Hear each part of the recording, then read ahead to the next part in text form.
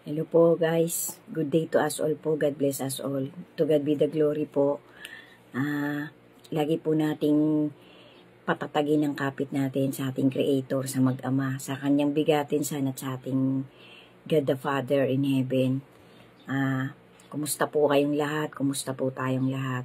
Sana po bawat isa sa atin patuloy-tuloy pa rin pong nagsusumikap na gumawa ng kabutihan sa abot ng kanyang kaliitan, sa abot ng kanyang kakayahan, sa abot ng wisdom na ibinigay sa bawat isa sa atin. Amen. To God be the glory po ulit kasi po nasusundan ko pa po itong mga content ko na to. Bali, season 19 po ito, part 7, season 19 WWTH. What is written truly happen, is happening, and will happen again. So guys, thank you so much po talaga sa lahat po ng maiikutan ng platform ko na to, ng content ko na to, sa lahat po ng magtsatsagang tapusin mula part 1 hanggang final part. Mga isa o dalawa na lang po to, tapos na po, lalagyan ko na po ng final part. Sana po bawat part samot dalangin ko po sa ating Panginoon may makuha po ang bawat isa sa atin na maliit na motivation na magbubus pa po sa kapit natin, sa ating faith, sa ating pagmamahal, sa ating pagtitiwala sa ating Creator. Kasi nobody can really help, can really give us the peace of mind, the upcoming salvation. Wala na pong iba kundi siya lang, ang ating Creator, through His begotten Son. So guys, lagi po nating asam-asamin at paghandaan na talaga pong may nakalaan, na dalawa lang po talagang destination ng bawat isa sa atin, ng buong humanity. Maging ikaw man natutulog na, maging binawi ng buhay mo, o nandito kang dadatnan ng isang glorious na araw na haharap po tayong lahat. Lahat po yan, nakapila po. Yan po napakarami na pong dokumentaring talagang nagpapatunay niya. Nasa Old and New Testament po yan, nasa Revelation po. Lagi ko pong nire-remind yung pong Lucas 21, Mark 13, and Matthew 24. Yan po yung para sa akin po, pinaka-vital na verses po yan. Pati po yung 2 Thessalonians na nagpapakita ng mga huling karakteristik ng huling humanity nitong huling generation. Yan po ang pasyalan ninyo madalas ng inyong mga mata. Kung kayo po madalas nagtitingin sa love letter ng ating Creator. Kasi po, yan po magpapatibay po yan guys. Kasi sabi nga po, the beginning of fear of the Lord is the beginning of wisdom. Yan po nasa letra por letra na Proverbs po yata yan o sa Psalms. Hindi ko po tanda. Basta nandyan po yan sa love letter ng ating Creator. Pasyalan nyo po yan. Kasi ako po guys, para po sa akin, priority po ng buhay ko ngayon. Kasi ako nga po, sabi ko nga po sa inyo, paulit-ulit ko po yung binabanggit, madalas po yan napapasama lagi, nami-mention ko po yan madalas sa mga season, sa kahit anong content ko nami-mention ko po na ako po ay 2 times cancer survivor. So, talagang ang buhay ko po, kahit po minsan, kasi lahat naman po tayo talaga prone to make mistakes.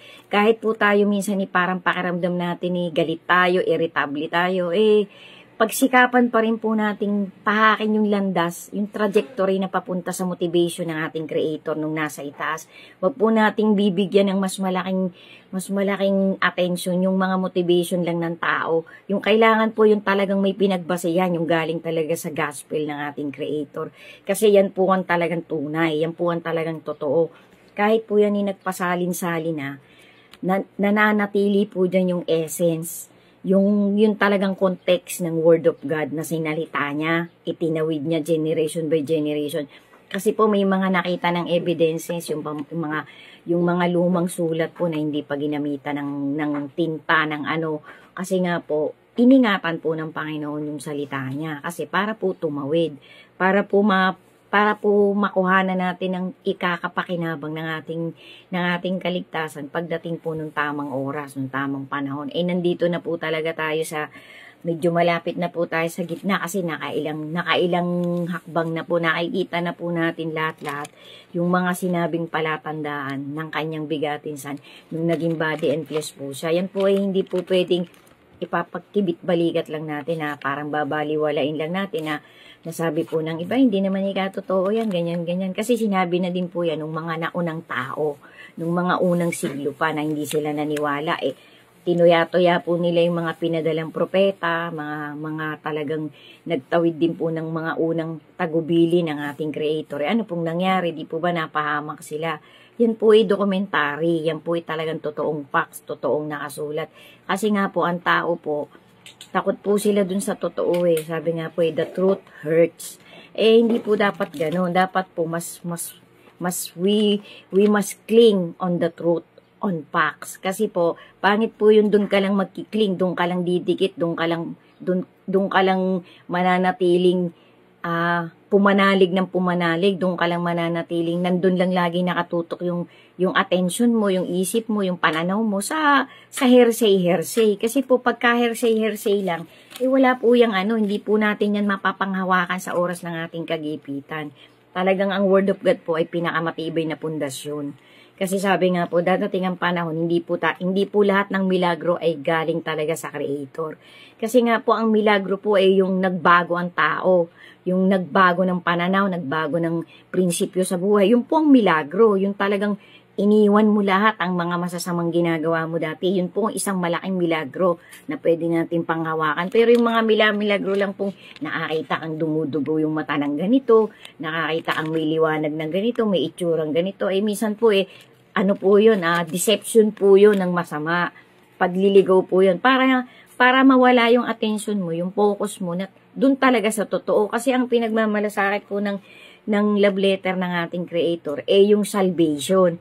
Yung ibinigay niya sa ating Holy Spirit na nasa loob nito, yun po kasi yung gustong kuhanin nung manliling lang, hindi po manglalalang, manliling lang, deception po, deceiver po. Kasi gagamit po kasi sa talaga ng mga mimic nga po ini-imitate niya po kung ano po yung mga ginagawa ng Creator, ng bigatin san. Kasi nga po, para ma-out of focus ang isang tao, para hindi na niya panghawakan na meron pala talagang salvation. Kasi kung wala po talagang salvation, wala pong kwenta lahat kung hindi po totoo yung eternal life na sinasabi. Kasi pagkamatay mo, namatay ka na, ang dami mong ginawa nung nabubuhay ka, puro katarantaduhan, puro kasalbahihan, puro pang-aagrabyado, puro pagpatay, puro malalaswang bagay, tas namatay ka na, itapos na. Hindi po ganun kasi hindi po injustice ang ating Panginoon. Siya po'y lagi niya pong isinasagawa yung equity. Kasi nga po, marami pong taong naapi, marami pong taong hindi nakatanggap ng justice talaga. Kasi sabi nga po, hindi lahat ng nakakulong ay totoong kriminal.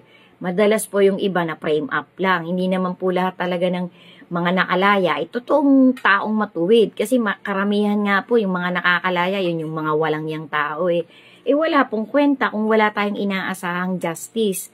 Yan po ay isang real talk. Yan po ay talagang totoong facts na nangyayari generation by generation. Hindi yung parang pinatay mo na yung kapatid mo, nang rape ka na ng 5 babae, ligtas ka pa. Na pag namatay ka, wala na, tapos na, wala nang justice. Hindi po yung totoo. Kasi talaga po, yung mga taong naapi, yung justice pong inaasahan nila, talagang yung justice na galing sa itaas. Kasi yun po yung tunay na justice. Kasi sabi nga po nakakatakot mahulog sa kamay ng talagang dakilang Diyos. Dakila-kilabot po. Kasi ang Panginoon po, yan po yung mapagpahinuhod. Lagi niya pong sabi nga po, hindi totoo yung hindi totoo yung ganyan, bla bla bla. Kasi hindi naman talaga bumabalik, hindi nangyayari. Kasi kaya nga po hindi pa nangyayari yung climax na talagang mangyayari sa humanity. Kasi po nagpapaano pa po ang Panginoon, nagbibigay pa po ng chances. Kapag ka po naubos na yung chances natin, kawawa po tayo. Sinayang po natin yung pagkakataong ibinigay sa atin ng ating Creator. Yan po dapat ang pangahawakan natin, guys. Kasi nobody can escape the true justice from our Creator. Yan po ay facts, real talk po yan. Yan din po ang itinatawid ng mga ngaral ng matuwid at tapat na talagang ipinapaunawa niya po kung ano talaga yung gospel ng ating Creator. Kasi pangit po yung talagang hearsay lang. Kaya nga po yun itumawid generation by generation yung salita ng Panginoon. Kasi hindi niya po ipinahintulot na talagang mangyayari yung mali. Na patuloy na laging baluktot at mali ang mananatili dito sa mundong to. Mali po yun. Paparating na po talaga yung totoong justice na inaasahan ng lahat ng mga inapi. Sundan nyo pa po, patapos na po itong ipapainal ko na po. Thank you po for watching. God bless us po. Ingat po tayo palagi. Never lose your faith.